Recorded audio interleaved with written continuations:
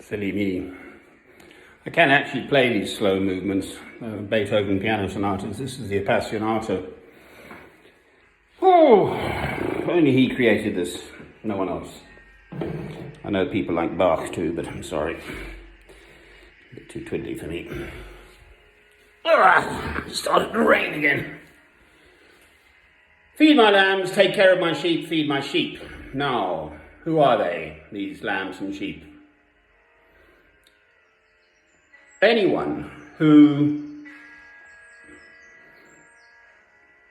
believes in you, my Lord. That's it.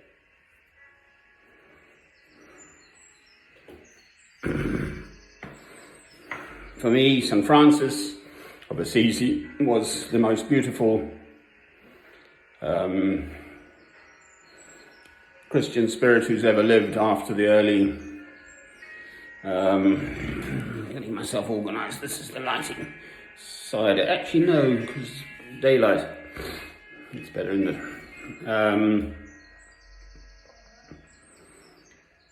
With the Clare as well, so those two people, after the early saints, the disciples, apostles, and Paul and so on, Stephen and first martyr. And for that matter, actually, people like Alban, just an ordinary person. My problem is, does one have to die before there's any...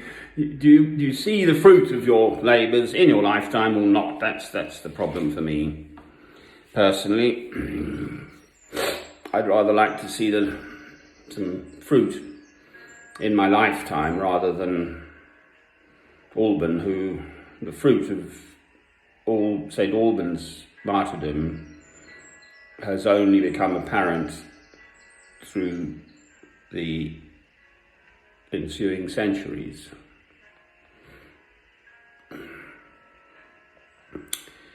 I'm going through my papers. This is a big thing for me to have this place of mine now in Harpenden, Hertfordshire, where hurricanes hardly ever happen.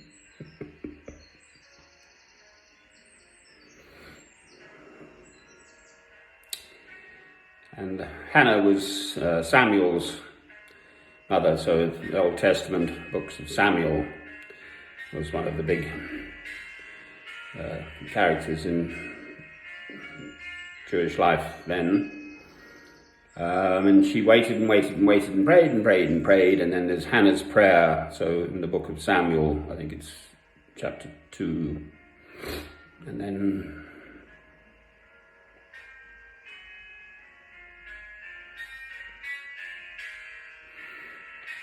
there seems to be something about waiting that is part of God's plan for us. Abraham is, of course, another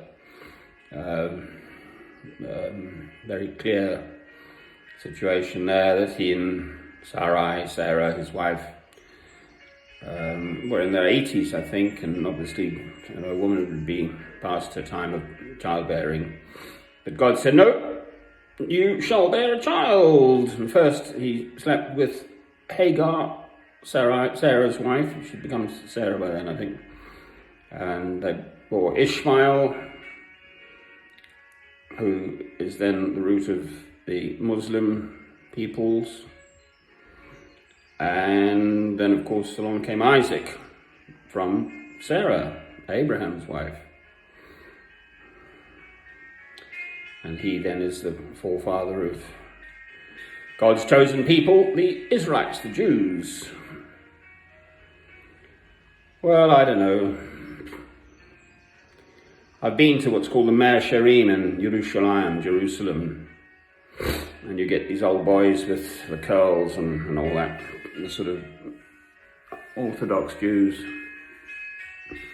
There are actually some kind of Russian ones, so they're not all in black. The people you see in sort of Golders Green and Edgware, Luton Airport, are all in that black. They're all black with those big hats and that and the long coats and so on. But In the Mesharim, which is the Jewish quarter of Jerusalem, they're in kind of colourful Russian type clothes, the sort of thing you'd see in Topol, Fiddler on the Roof.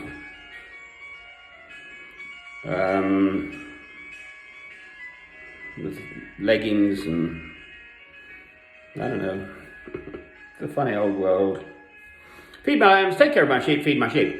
Well, this is what I'm trying to do with my films. And I just utterly feel I've failed, basically, more or less. Or certainly have not done even slightly approaching nearly enough. Because people don't listen and they don't see. Now, COVID's turned up and is still in its early years, or its first year, of taking the world by the scruff of its neck and shaking it. That's what I see happening. It's having massive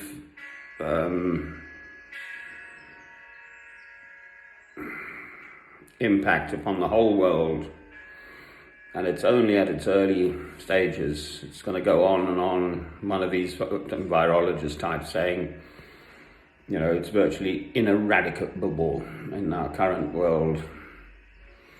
It's just the way it behaves and so on. And there are other ones knocking around as well. So I'm afraid for me, as a Christian, I see it as a pestilence, part of the end times. And God's saying, I'm the boss, you know. There's this wonderful prayer, Shema Yisrael. So Jews have something called a mezuzah, a little thing on their door, and they pray the Shema Yisrael.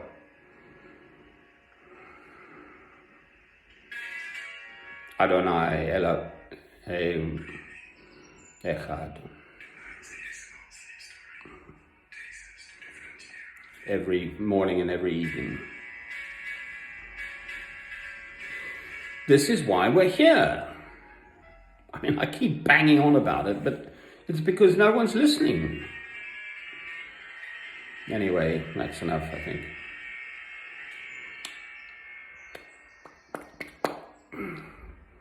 The spiritual food is extraordinarily important. People, human beings, can achieve